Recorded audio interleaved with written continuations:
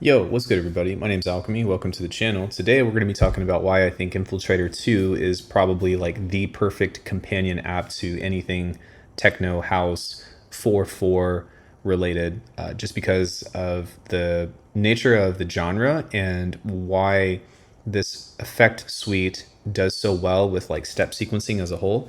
We're going to quickly play this demo and just give you an example of some of the use cases that I found within this. I don't make this kind of music, so if it sounds like garbage to you, then there's that, but I had a lot of fun putting this together. I will also say that while we're listening to this, if you could consider liking the video, leaving a comment, tell me what you think about this, that'd be great. Let's go ahead and play this.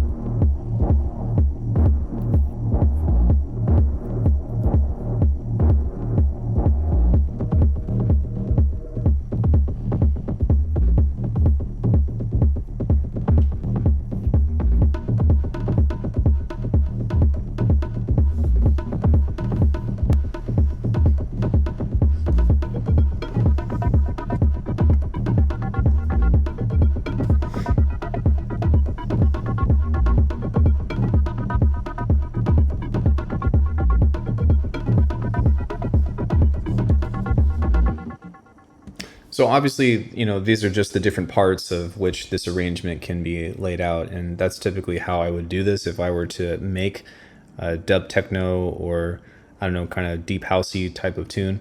But let's go ahead and unpack some of these sounds, and you might be surprised at how much of a difference using Infiltrator 2 actually makes. So first up, this is the main sound. I think that this chord progression, or this, no, it's not a progression, but this chord, the way that it's phrased kind of happened on accident, because if I turn this off, it's not only in a different key, but it also just sounds like this.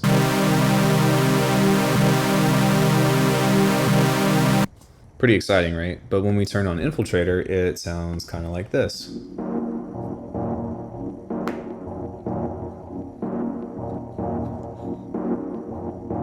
It's so nice. So what's going on with this is the vary speed is kind of just dipping this down to this specific amount, which is about 60%, which ended up changing the key of this. And then also there's some delay that's happening, but there's not really a whole lot of modulation other than some filtering that's happening with the step sequencer.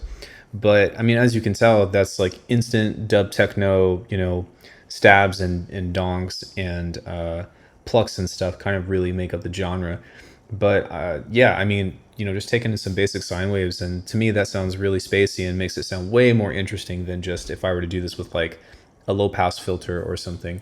And I suppose that I could just, I could do this in phase plant and stuff, but it was just a lot easier for me to set up in Infiltrator. And now that I have that, I can say like save this as a preset of like easy dub or something like that, And then for whatever reason, if this doesn't suit my needs, I can always turn this off and keep this in key. So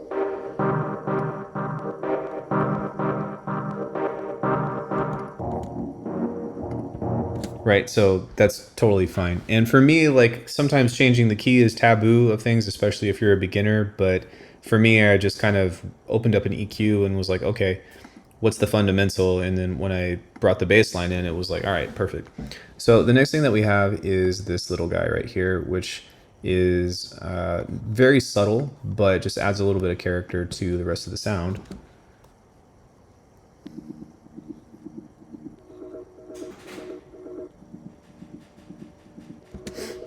It's barely even audible, but it is a nice little characterization. And I think that this is actually just the same patch, but with a slightly different waveform. I want to say that, yeah, this is just an FM sine wave with some notching on this, but it gives it a little bit of extra character that kind of helps add as a layer to the top part. Now with the bass, for the first part of the tune, it's just kind of this like nice little rhythm that sounds like this.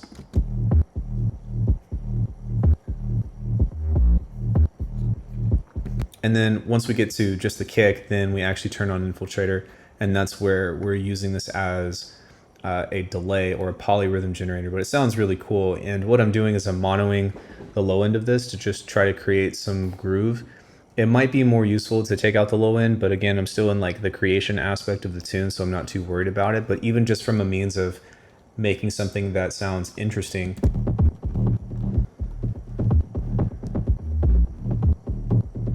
that's pretty awesome. And it makes it sound a little bit more like a rolling bass line as opposed to just the boom, the boom, the boom, the boom, which I like too, but you know what I mean? It's a really easy way to take the same concept and add some more interest to it. But I think with this in general, it's really just some volume shapers, if you will. Yeah, I'm pretty sure that that's just gain. This is just gain. This is also just gains. So it's a combination of complex gains along with this delay that I added to give it a little bit of extra oomph. And it's at a very low feedback or whatever. And I think that sounds awesome.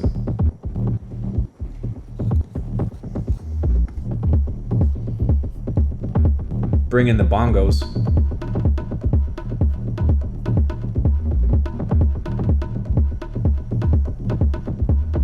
And then finally, we've got this last sound over here, which I don't have anything on here at the moment. This is kind of just a gated square wave.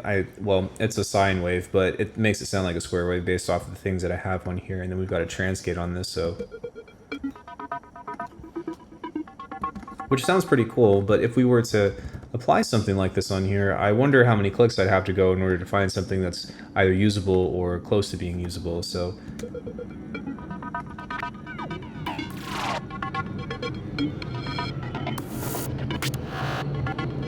that's pretty cool. Maybe if I wanted to be a little bit more glitchy or something, but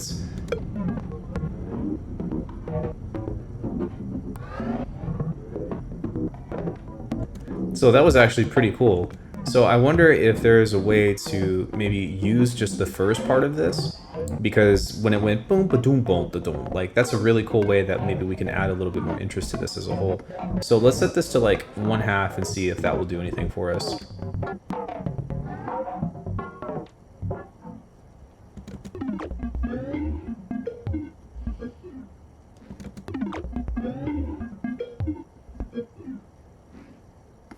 Maybe set this to 2.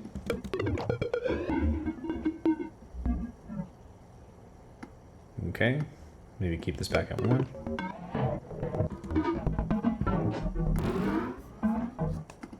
So if I were to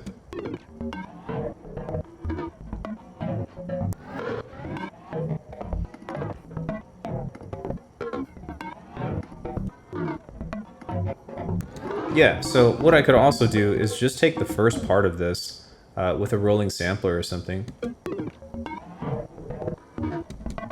You know, and I can even drag this out to, say, a new track or something. And I could just use the first part of this and repeat that. So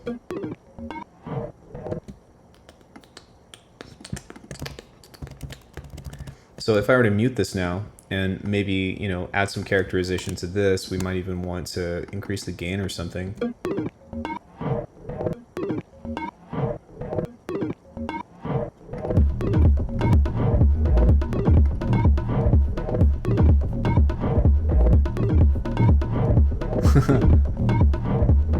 Yeah, and so maybe we can add, you know, some Infiltrator to that, and hopefully you can kind of see like where we're going with this. And it's really just trying to be open with whatever this is giving to you. But because this has a step sequencer on it, and because most of what we're doing is relatively straight and on grid, I think that that's one of the biggest reasons why this becomes an easier genre to make, is that when it comes into adding movement, you don't really have to worry so much about like, you know, offsetting swing and all that. Like, it's meant to be perfect. And so when you have something like that, you know, we'll use this low pass filter, but we'll also maybe add in some reverb or something and see if that creates any other kind of movement just by, you know, making some of these steps here. So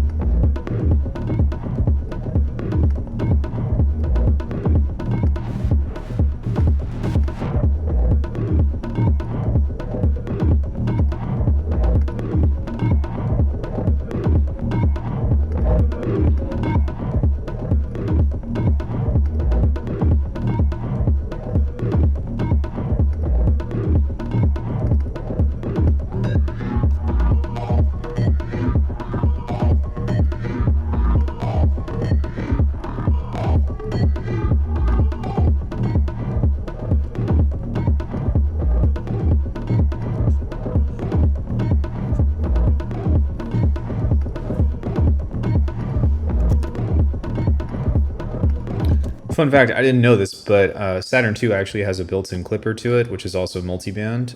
Thanks, Avin, one of my longtime viewers. But what we can do is we can actually just push the input gain of this and kind of clip it in this way. And I learn something about this plugin every time I bring it up. But yeah, so we can kind of just boost this until...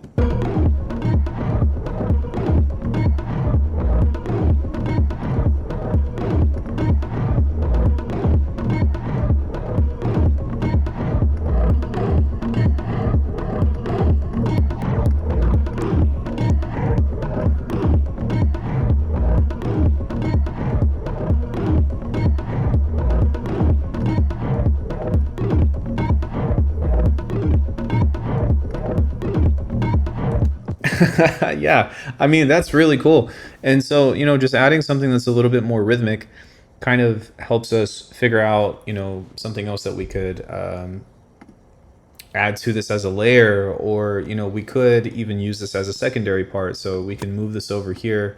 And let's say we wanted to have this, keep this as one single part or whatever. And then we can take the drums and duplicate this over here, or maybe what we want to do instead is to just take the hats and duplicate that, maybe pull away on the bongos or something. But you see, like, even just adding a single element can really help keep the groove that you have alive. And I guess maybe something else that we can do is, yeah, that's fine, we'll just leave that as is. But maybe we can throw something on with Infiltrator on the hats or something to create a little bit more shuffle. So I probably wouldn't reach for a low pass filter. I probably want to do something like the delay. And I don't think that I would want to do the time of the delay. I think that I would most likely want to mess with the feedback. So we could do this and create a shuffle like this just by creating something here. And let's turn the feedback up just a bit and turn this down to super slow, maybe like 2 bars. And then let's see if that does anything interesting as a starting point. So.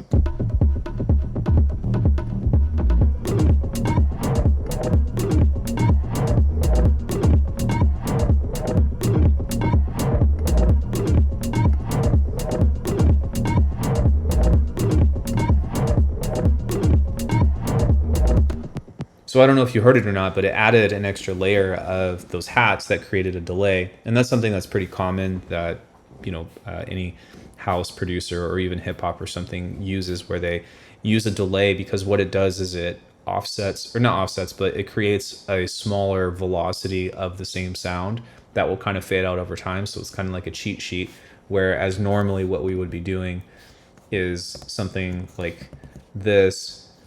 But on this one, we would reduce the gain. So just by like using a delay though, and setting it at the right amount, you can get away with that. You just kind of have to be careful with how you would end it when you want it to stop, but you can always just automate the effect off. But now from that, we've created yet another potential part for this tune just by adding one plugin effect and having some automation times and stuff to work with that. Now, can I just throw a delay on here? Absolutely, but it still is kind of cool that, like, now that we have this, we can start to color it up with all different kinds of other things and make it go as deep as you want it to be. So, I don't like leaving on like concepts of like solving problems that you can easily use with a tool, but I do want to express the fact that it does make a lot of these tasks a lot easier. So if I were to maybe even do some kind of ring mod on this or something and turn the mix down, it might create something of more of a pitch shuffle. So let's see what that sounds like.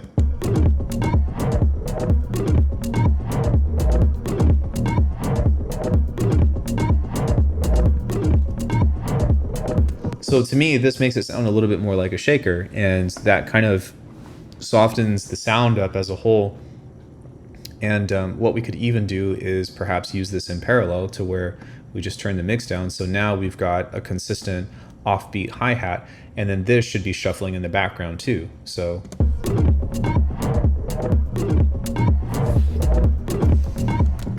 Okay, so that didn't do exactly what I wanted it to do, but instead we can just create a parallel chain now. And I'm just going to open this up and then maybe just do like, you know, a bit of a high pass filter or something to where we don't have to really worry about this. We can kind of just pull the high end here.